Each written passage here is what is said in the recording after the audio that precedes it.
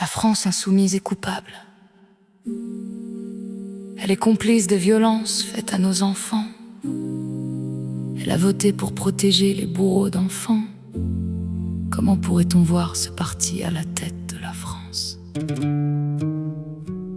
LFI parle des droits des criminels, de leur suivi, de leur avenir, mais qui pense à nos enfants maltraités, violentés, violés, assassinés.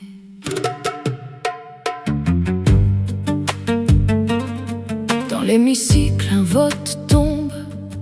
LFI refuse d'enfermer à vie. Votre nom résonne comme un coup de pelle qui cloue le cercueil pour l'éternité. L'enfant restera en terre dans la nuit perpétuelle, pendant que vous absolvez les monstres. Comment osez-vous refuser la perpétuité? Ce n'est pas votre gosse qu'on a violé, ce n'est pas votre chair qu'on a assassiné. Comment osez-vous ce vote ignoble? Comment pouvez-vous encore vous regarder?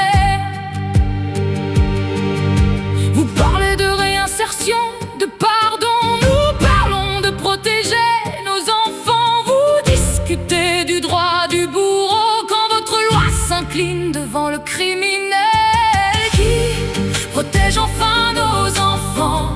Qui défend ces petites âmes sans défense quand la doctrine assouplit la peine? C'est la victime qui porte la chaîne. C'est votre mépris qui saigne leur plaie quand la théorie excuse l'horreur. La vraie justice meurt en silence, le reste n'est que faux discours face au viol qui court toujours. Quand un enfant voit sa vie brisée, son corps meurtri, son âme fracassée, les arguments ne soignent rien. Comment expliquer à une mère en pleurs que la fermeté serait une erreur? Sur vos bancs la logique l'emporte, pendant que la peur hurle à nos portes. Loin des dogmes et de votre confort, c'est l'innocence qui paye le prix fort. Vous refusez l'incompressible face aux actes les plus terribles. Nous pensons d'abord aux victimes, pas au futur de leurs bourreaux. Qui protège enfin nos enfants? Qui défend ces petites âmes sans défense quand la doctrine assouplit la peine? C'est la victime qui porte la chaîne. C'est votre mépris qui saigne leur plaie quand la théorie excuse l'horreur. La vraie justice meurt en pleurant, le reste n'est que faux discours